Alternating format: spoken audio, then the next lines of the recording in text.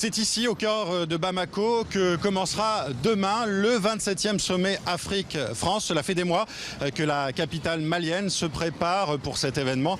Il y a beaucoup de rénovations dans la ville, rénovations de dernière minute, comme vous pouvez le voir ici, place du Cinquantenaire. Rénovation qui fait aussi polémique. Des commerçants ont été chassés par des forces de l'ordre, des commerçants qui étaient au bord de la route. Certaines de leurs boutiques ont même été rasées pour un événement, un sommet qui ne durera que 2 jours et pour lequel 10 000 personnes ont été mobilisées pour assurer la sécurité. Alors, la première phase de ce sommet, ce sera demain, vendredi, un forum économique qui réunira des patrons africains et puis des patrons français. Le MEDEF sera en force.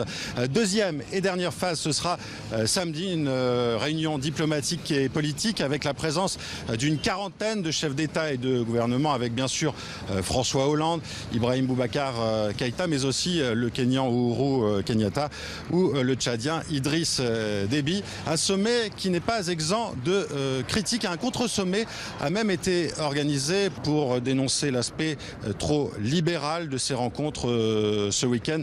Certains parlent même d'une recolonisation économique de l'Afrique par la France. Et puis l'opération Barkhane est aussi dans la ligne de mire.